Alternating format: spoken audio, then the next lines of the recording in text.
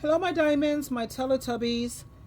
I'm just here to bring clarity to the millennials and Generation Z who feel that baby boomers, that's my generation, that we tolerated a lot of abuse from our parents, and baby boomers, they didn't have boundaries.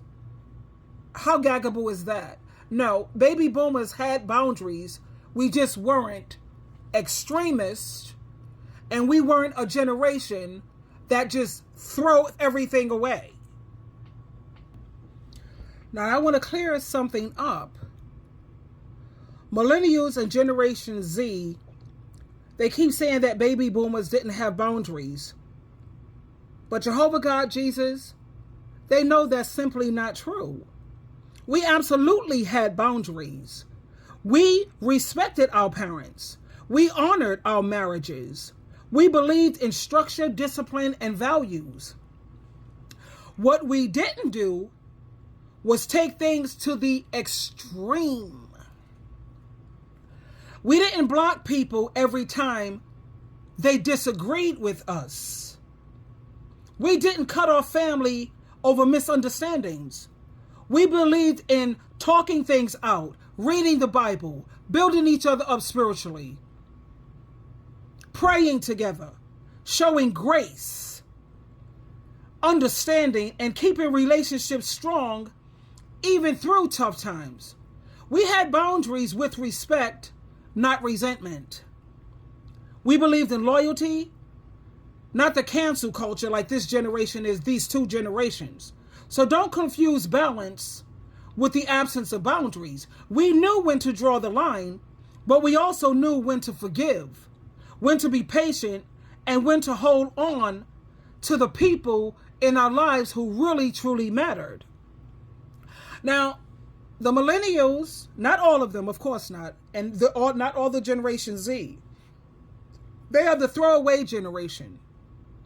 And that's why so many of them are hurting. Now let's talk about the truth for a moment. Millennials and Generation Z are often referred to as the throwaway generation. Why? Because instead of working through challenges, many have been conditioned to just walk away, to block, cut off, delete, ghost, cancel, and avoid anything that feels uncomfortable or difficult. Relationships, jobs, marriages, even family ties, all tossed aside the moment things get a little tough, and don't you dare feel differently or disagree with them, child. Now here's the tragedy. In choosing to avoid the hard conversations, the forgiveness, the patience, and the growth that comes from sticking it out, they've thrown away people. They've thrown away more than just people and problems. Let me tell you what they've also done. They've thrown away connection, community, healing, and becoming whole. And trust me, it's showing. So many from this generation are deeply, deeply lonely.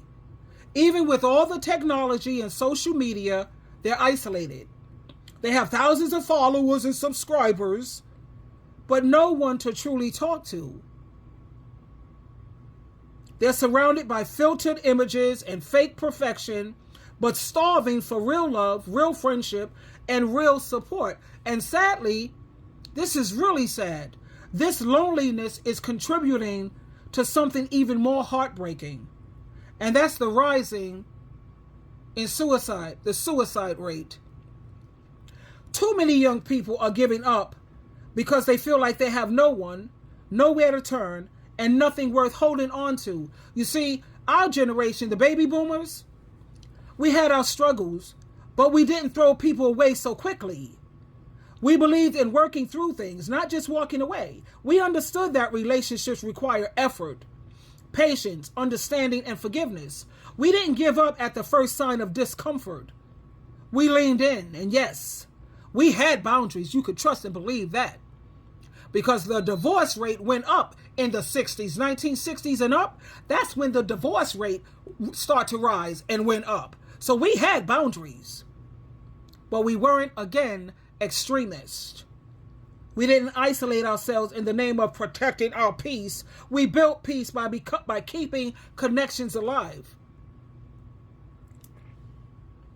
And if we don't help the next generation understand the value of endurance, understanding, loyalty, and grace and mercy, they'll keep losing the very thing that they crave the most, which is what? Real love, real belonging, real connections, and a real purpose.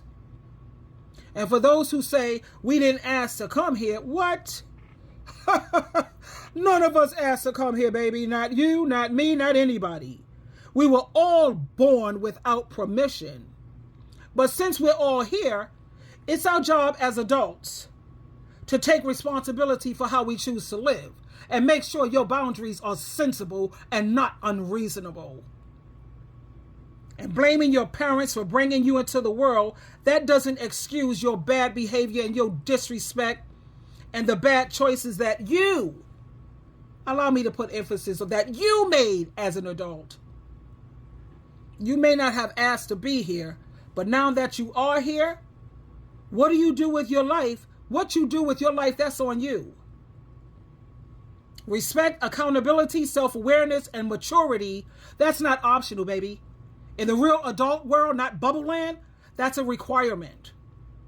Life doesn't come with guarantees for any of us, but how you treat others, especially the ones who raised you, who stayed on the job, that says everything about who you've chosen to become. So yeah, you're right. You didn't ask to be born. That was our choice. But let me tell you, I love my son.